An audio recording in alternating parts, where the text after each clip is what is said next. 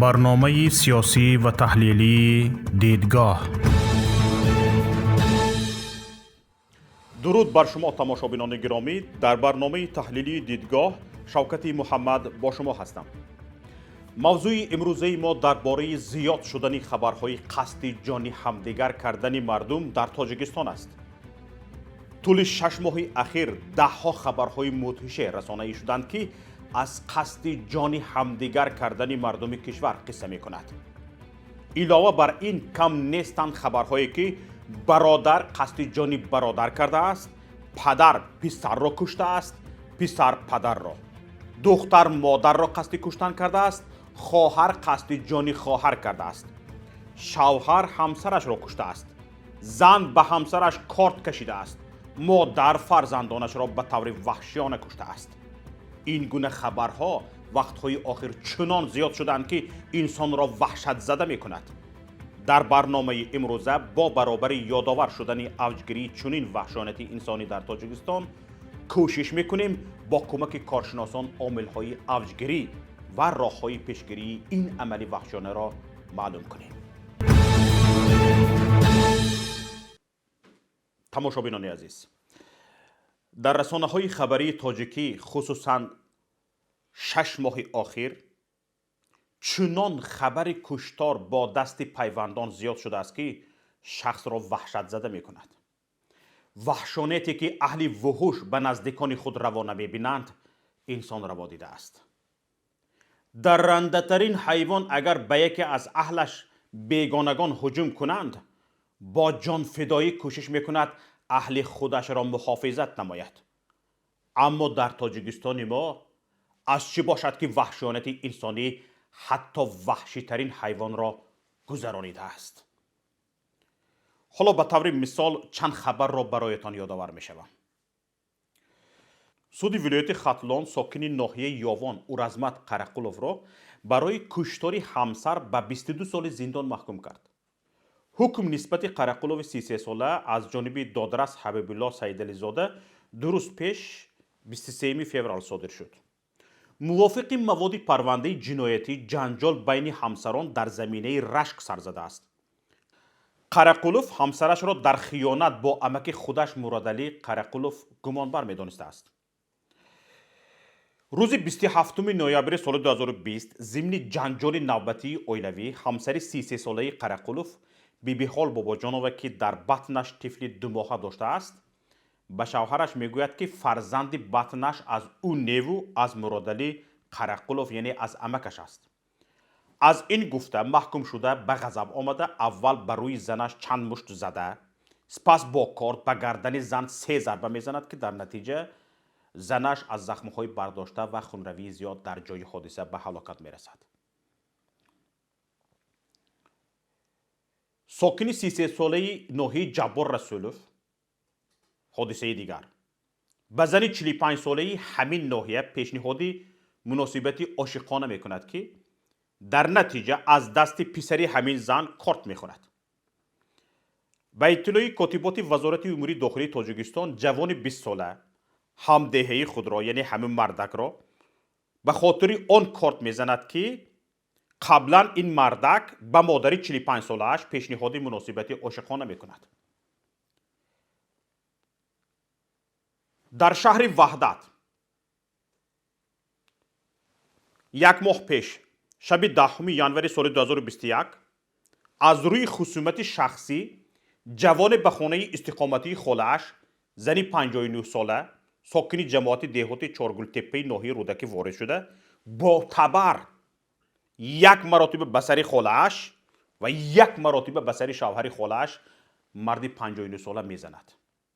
یا بسری هم خاله‌اش و بسری هم یزدانش با تبر میزند. در نتیجه هر دوی آنها جراحت‌های وزنی جسمانی میبردارند. خبر دیگر را بینید از این دیده وحشانی‌تر است. ساکن 38 ساله ناحیه یاوان سنه 20 دکبر سال 2020 3 ماه پیش در نزد خانه‌اشان در حالت مستی با دادرش مناقشه کرده با مقصدی از حیات محروم ساختن دادرش با کارت 1 چند مرتبه به عضوهای بدن دادرش میزند. گفته می شود در نتیجه جبر دیده جراحت جسمانی برداشته در بیمارخانه بستری می شود. تماشابینان گرامی، این نخستین حالت کارزنی از سوی برادر به برادر نیست. قبلا وزارت کارهای داخلی از حالتهای دیگر و حتی کشتن برادر نیز خبر داده بود. 7 اپریل سال 2020 مرد 42 ساله ساکن ناحیه استرافشان در منزل استقامتیشان با برادرش مرد 41 ساله مشروبات استعمال کرده، مشروبات اسپریتی. سپس با برادرش جنگ و جنجال کرده، با کارد خواجگی یک مرتبه به طرف راست گردنش زده به او جراحت جسمانی میرساند. برادر به برادر. حالا که اگر مثلا گریم سن سالی قاتلان را بینید، سن سالی کسانی که هجوم میکنند، قصد جانی همدیگر میکنند، میبینید 20 ساله، 23 ساله یا 30 ساله، 35 ساله یا 40 ساله گوید اگر مثلا که میشود که جوانی کرده است. اما ببینید که مردی، حالا این خبر رو ببینید که مرد 57 ساله‌ای ساکن شهر پنجکند در حوله استقامتی ساختمانش ناتمام واقع در شهر سرازم با برادرش مرد 62 ساله جنگ و جنجال کرده، با کارد خواجگی 8 مرتبه به بدن برادرش میزند. او یک مرتبه زدی به خود نآمدی، 2 مرتبه زدی به خود نآمدی، 8 مرتبه میزند. در نتیجه مرد 62 ساله جراحت‌های وزنین جسمانی برداشته در جای حادثه به هلاکت میرسد. برادر برادر را میکشد. هر دو انسان ها سال خوردن، یکی 57 ساله، دیگری 62 ساله.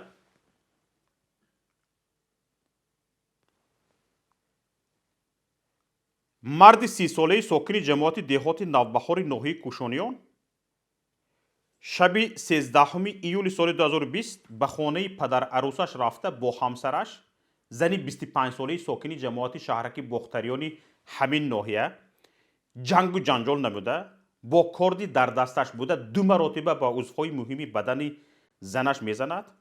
سپس با کاردی در دستش بوده 2 مرتبه با عضوهای بدن خودش زده، جراحت وزنین جسمانی برداشته در بیمارخانه ناحیه هر دو بستری میشوند. هم زنش را مجروح میکند، هم خودش را. هم قصد جانی زنش میکند، هم قصد جانی خودش. اینقدر اگریسی انسانی، اینقدر وحشیگری انسانی بالا رفته است. فاجعه بارتر و دهشتناکتر از این حادثه از جانب شهروند تاجیکستان در شهر پرم روسیه روی میدهد. بعد از مناقشه اویلوی شهروندان تاجیکستان زن و شوهر که چند سال پیش به پرم آمده بودند کشتار سر میزند. زن 21 ساله به شوهرش میگوید که نمیخواهد فرزند سیم تولد کرده با او زندگی کند. یعنی فرزند سیم رو میخواهد اسقاط حمل کند. این در حالی است که زن و شوهر 2 طفلی، یکی 1.5 ساله و دیگری همگی 4 ماهه داشتند در همان زمان. این سخنان زن که میخواهد اسقاط حمل کند مرد رو به غضب میبرد و او کودکان رو به حجره همسایه گذاشته، سپس با کارد سر زنی حامله را میبرد. سری مادری فرزندانش رو میبرد، گفته است که اسقاط حمل میکند. زور مرد نمیرسد که با خیرت، با ذکاوت نادرست بودن این کار را اگر نادرست باشد به زنش بفهماند. با بریدن سر زن کفایه نمی کند، یعنی قانع نمی شود. پس از این حادثه مرد به خسورش زنگ میزند، به پدری زنش که این پدری زنش از بازار به خونهش برمیگشته است. در همین حالت زنگ میزند. این مرد پدر زنش را در کوچه بازار به چند کارت میزند و پیرمرد در جای حادثه به هلاکت میرسد. طبق اطلاع رسانه‌های روسی این خانواده از ناحیه تاجیک‌آباد بوده چند سال اخیر در شهر پرمی فدراسیون روسیه زندگی میکردند. نوار این حادثه که در شبکه‌های اجتماعی چرخ میزند تا چی اندازه به وحشیگری دست زدن یک جوان تاجیک در کوچه مهاجرت، در کوچه مسافرت، در کوچه غربت را به نمایش گذاشته است. Убив жену, задержанный позвонил тестю, выяснил, что тот подходит к дому и отправился ему навстречу, прихватив тот же нож. С родственником он решил только поздороваться, после чего без предупреждения начал наносить удары. Мужчине удалось ненадолго вырваться, но убийца догнал его и продолжил кромсать. Расправа попала на камеры видеонаблюдения. Шел сюда, в сторону дома. Вот где произошла вот эта ситуация, он говорит, ничего и не сказал, даже как подошел, начал бить. Салон Каи? Поздоровался, говорит, сначала и начал принимать. Бить чем? Лачизари. Корча. Ножом. Родители убитой в ее семейные дела не вмешивались. У пары остались двое маленьких детей. Мальчику около 2 лет, а девочке полгода. حالا تماشابینان عزیز فهمیدید که تا چی حد رو به وحشانیت آورده ایم. تا چی حد رو به وحشانیت آورده ایم. این گونه خبرها کم نیستند، خیلی زیادند. مادر به سر 4 فرزندش سلفاً پیچانیده کشتن 4 جگربندش را در یاد دارید؟ به قریبی این حادثه رخ داد.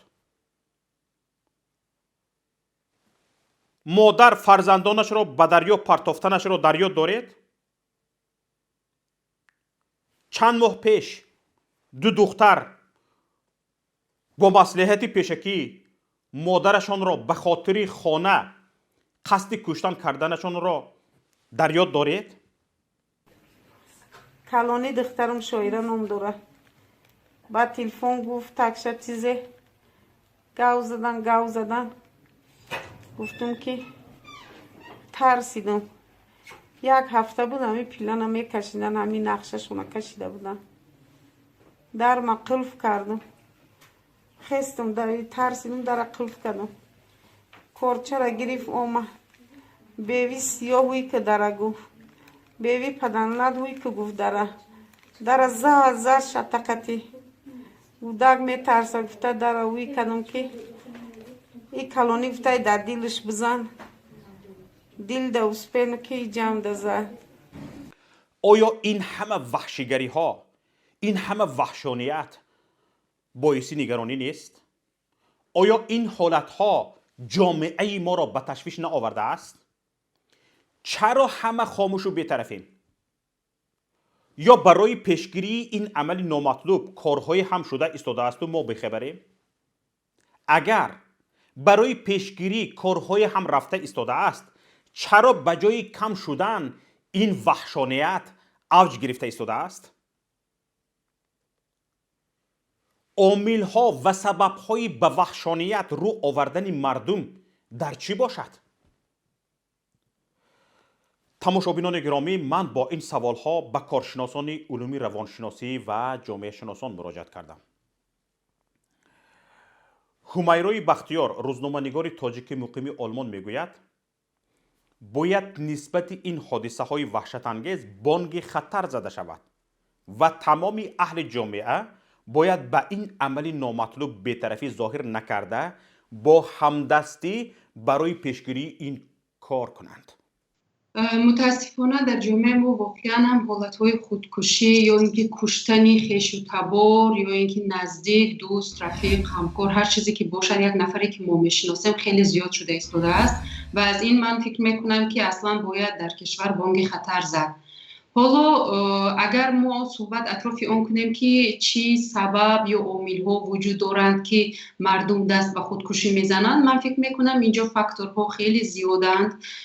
در مد اول اما می ایستد همون حالت روانی خود انسان، ناچاری، وضع اجتماعی، نابرابری در جامعه، نبودن عدالت، نبودن دادگاه فرض کردم، چون که هر کسی که نفری رو میکشد حتما یک خصومت دارد یا که قرض میگیرد، نمیدونم اونجا یک سبب هایی هست که اگر فکر کند طرف که میتواند به دادگاه مراجعت کند یا اینکه نمیدونم عدالت خواهی کند شاید به حقش برسد، این چیزا دیگر وقتی که از بین می رود من فکر میکنم دیگر اون آدم واقعا عصبش اینقدر خراب می شود که هیچ چاره بغیر از کشتن یک نفر نمی بیند. من خیلی متاسفم از این وقتی که هر دفعه خبرها رو در این باره می خونم، حتی این حالت آخرانی بود که اون تاکسیست بیچاره رو مثلا چند کارت زدن. ببینید که این چقدر وحشانی هست در جامعه یک نفر راحت وقتی که میخواهد تو رو خدمت رسانی کند از شب از اینجا به اونجا برد، ولی کسی کفالت نمیدهد که دیگر کی در کجا باید کار کند، کی رو برد. یعنی خیلی خیلی حالتهای وحشت انگیز داره ما و من فکر میکنم که از این جامعه شناسان، روانشناسان، کارشناسان، حتی جنایت شناسان، مقامات‌های دخلدار به مانند دادگاه، نمیدونم وزارت‌های امور داخله، وزارت کمیته زنان و عائله، همه این دخل دارد. یعنی همه این با هم هست و من فکر میکنم که تنها در صورت دستجمعانه کار کردن، چی از طرف کارشناسان باشد و چی از طرف مقامات، شاید ما تا اندازه توانیم. حالا پیشگیری در این مرحله که کرده نمی شود، ولی حداقل برای سالهای آینده یک تدبیرهای اندیشیده شود. مریم دولتووا، روانشناس مشهور تاجیک که در این ساحه برنامه‌های تلویزیونی نیز دارد و در شبکه یوتیوبی کانال مشورتی هم دارد، ضمن صحبت با من گفت که البته حکومت تاجیکستان برای پیشگیری این عمل نامطلوب کارهایی را انجام داده ایستاده است و گفت که سبب زیاد شدن این گونه وحشانیت‌ها بیشتر به واهمه پهنشوی کرونا ویروس ربط دارد. یعنی مریم دولتووا میگوید در این اواخر که واهمه پهنشوی کرونا ویروس زیاد شد و این ویروس بیشتر از خودش با واهمه آمد، این سبب شد که این گونه وحشانیت ها در جامعه زیاد شود. همین بیماری کووید آدما رو خیلی ضربه سخت روانی زد، زیرا ناگهانی آمد و پیش از اومدن کووید واهمه از حد زیاد بود، واهمه تشکیل شده بود به خاطر مردم ترساندن. آدم ترسانچک، آدمی که ترس است و اداره کردن آسان‌تر است. من حاضر درباره واکسن نمیگم، شاید نمیدونم اینا پیشه که با دادن گفتن نمیشه، ولی همیشه یک سلسله منطقه پیدا میشه که کووید با وجود آورده شد و حالا که توسط واکسن میخوان کدام یک عمل دیگرشون کنن و همه این واهمه ها خون و خون عصب آدم رو خراب میکنن. وقتی که آدم عصبش خراب است، خودش برای اداره کردن سخت مشکل پیدا میکنن.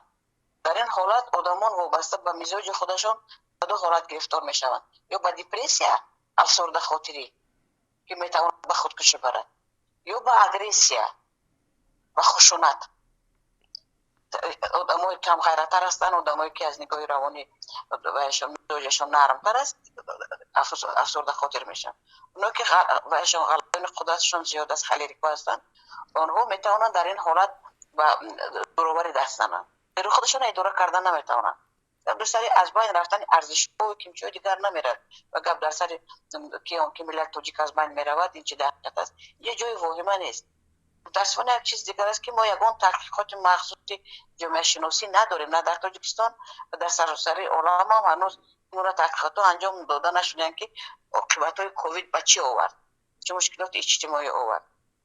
ولی به هر حال مشاهده ها همین چیز تا اندازه نشان میدن که واهمه‌های زیادی که تا این دم بود یک بار وقتی اوستا آنها تا اندازه کم شدن، ولی تاثیرشون از بین نرفته است و امروز ما نتیجه اون رو میبینیم که یک سال رسو مردم در حالت سخت تعلق بودن. هرچند روانشناسان کار کردن، هرچند حکومت ها در تمام عالم کار کردن، حکومت تاجیکستان هم در این مسئله خیلی خدمت کرد، ولی به هر حال آدم زنده است، نه همه این یک بار از بین میرود. امروز هم در بین مزاجی ما آدمایی که از اون ترس کووید از دلشون نرفته است ان هستن. ما وقتی با اونها کار میکنیم تدریجا ترس از ضمیرشون میبریم. وقتی من به مریم دولتووا این روانشناس شناخته گفتم که چرا در ما برای پیشگیری خشونت روانشناسان به مؤسسه های تعلیمی جلب نمیشوند، در جواب این کارشناس گفت که سبب اساسی این نرسیدن متخصصان علوم روانشناسی است. اساتید فاکولته‌های روانشناسی در تمام شهرهای کلانی که در دانشگاه ملی دارن، دانشگاه قوی دارن هست و روانشناسان تربیت شده ایستادن. غیر از روانشناسان باز گروه مخصوصی جامعه شناسان تربیت شده، سوسیولوژها خودمان کار اجتماعی یعنی اختراش اینها هم یک قسما کار روانشناسی رو میدونن و در مکتب ها اما شتات روانشناس هست. در همه مکتب های تاجیکستان این شتات جدا کرده شده است این واحد کاری و مشکلش همون است که واقعا قریب 5000 مکتب داریم، طبیعی است که 5000 روانشناسی که تخصص بلند داشته باشن و با شاگردان و با والدین آنها با معلمان کار کنن، این گونه امکانات طبیعی است که هنوز ما نداریم. ختم کنندگان فاکولته ها هم هنوز جوان هستن، مثلا 4-5 ساله که در دانشگاه میخونن، آنها قسمی آنها در مکتب کار میکنن و خوب هم کار میکنن، ولی با وجود همین برای ما کادر روانشناسی که حرفه‌ای باشد با اون درجه که در مکتب خوب کار کرده تواند هنوز طبیعی است که نمیرسد، زیرا ما 5-6 سال پیش با این کار سر کردن و حاضر دو دانشگاهی که من میدونم در 20 نفری هر سال ختم میکنن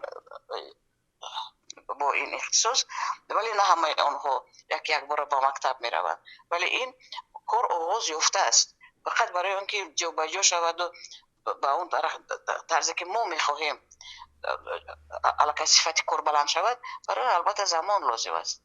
و یک چیز دیگر بسیار چیز مهم دیگر اون است که وقتی که ما در باره کشورهای دیگر میگیم، باور کنید خشونت ها، مشکل ها و بولینگ میگن در مکتب فشار آوردن به کودکان از جانب خود کودکان اونقدر که در کشورهای بیگانه است در ما نیست. خوشبختانه نظام مکتب ما هنوز هم همون فرهنگ ملی، همون تحمل پذیری، همون مهربانی آداب تاجیکانه رو در خود دارد و توسط این ما بسیار چیزها خود به خود حل میشوند. روانشناسی دیگر باباجان قیومزاد، فعال سیاسی که متخصص ساحه روانشناسی می باشد، نظرش کمی از گفته های مریم دولت و فرق می کند. به باور قیومزاد فضای امروز سیاسی و اجتماعی که در تاجیکستان هست فضای خشونتزا می باشد. خب نگفته نماند که خشونت اصلا دلیل های زیاد دارد و خود خشونت پاسخی نادرست به ناکامی ها و شکست های زندگی است. اما خشونت یا که همون قتل و کشتار و مثلا فحش و تحقیر و اینها همش در دایره خشونت وارد می شوند.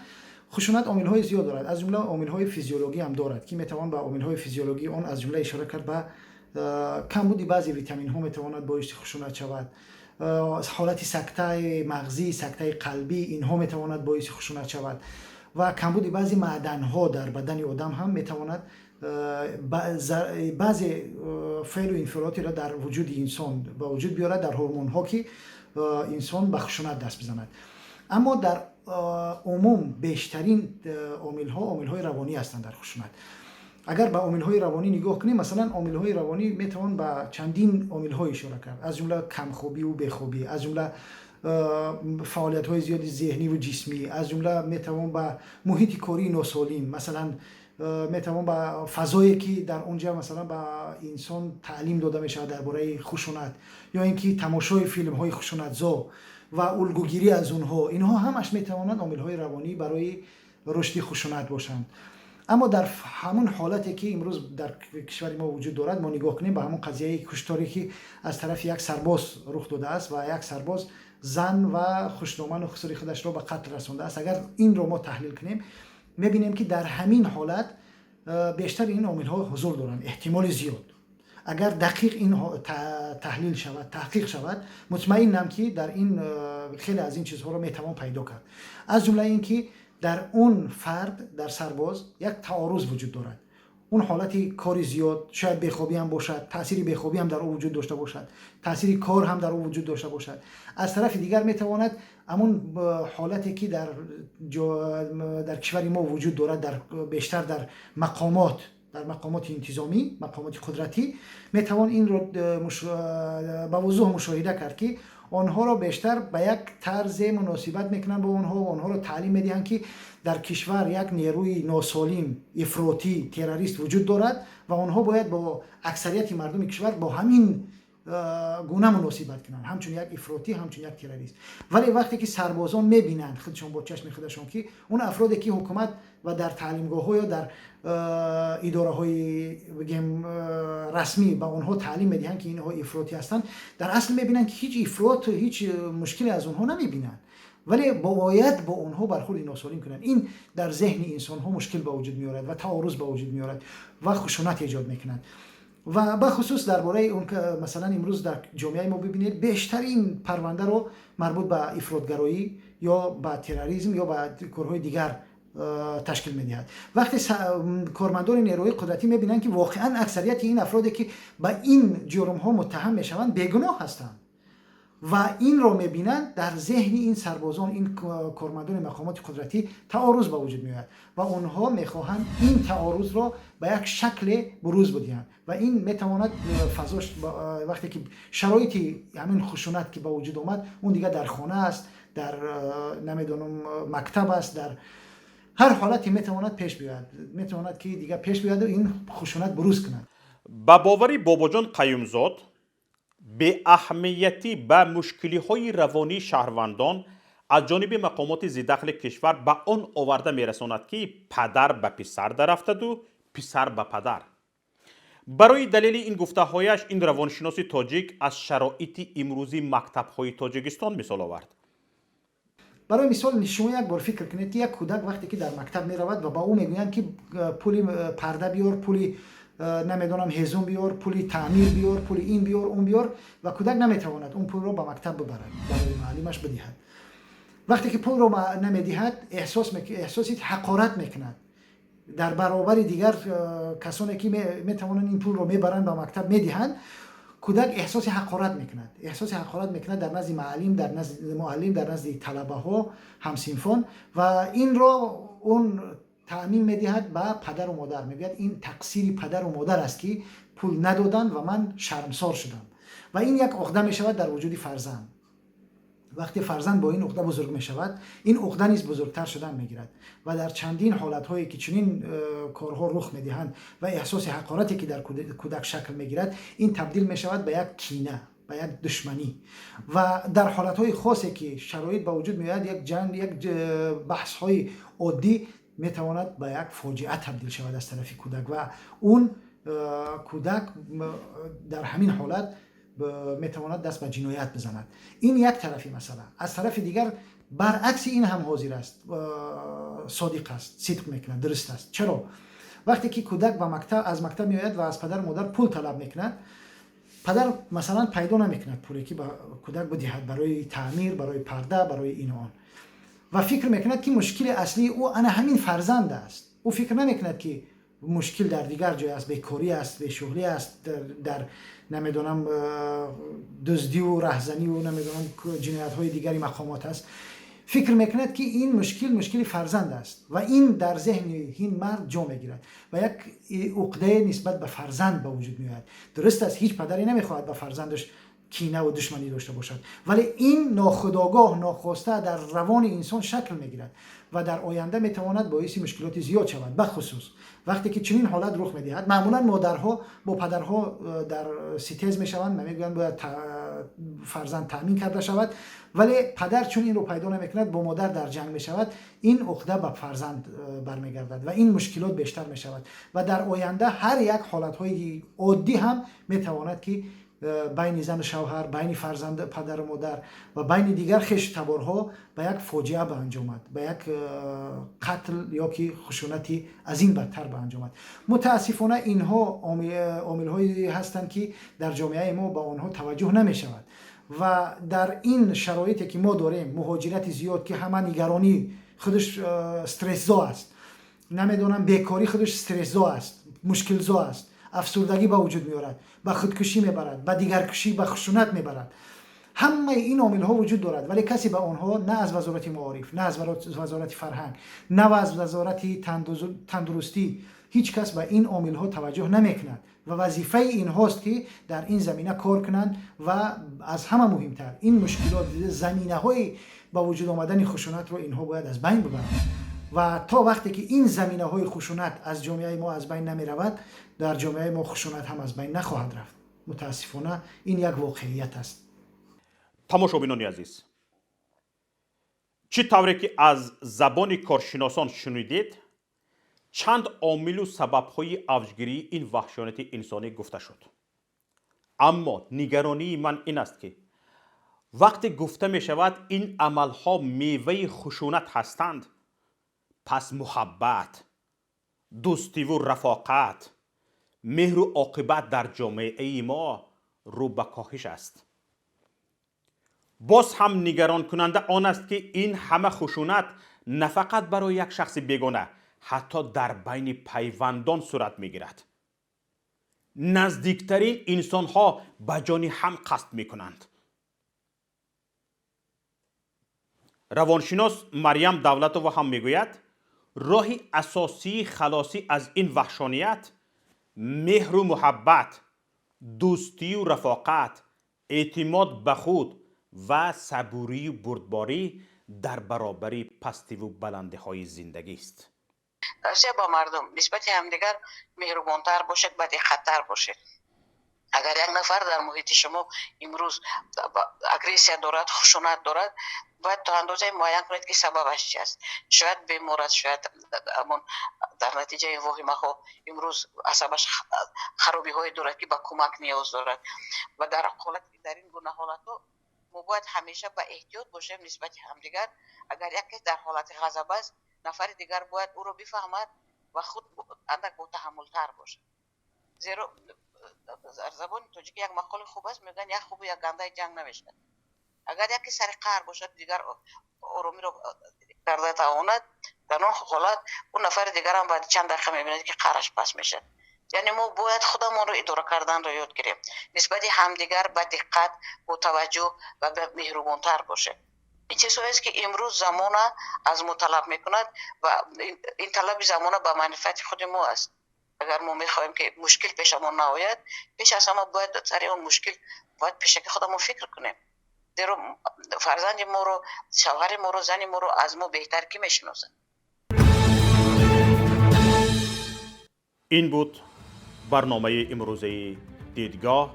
تماشابینان گرامی، خودتان و پیوندانتان را احتیاط و احترام کنید. سلامت و سربلند و پیروز باشید. تا برنامه های دیگر، خداحافظ.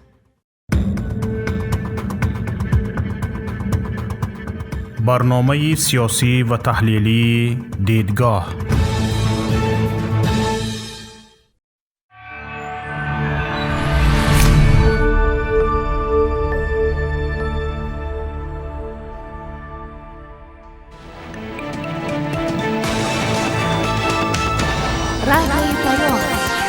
در فضای سیاست صدای جدید. رادیوی پیام. علم، فرهنگ، نوید. رادیوی پیام. مشورت، بحث، گفت و شنید. در تمام دنیا روی رسانه اینترنتی رادیو پیام .net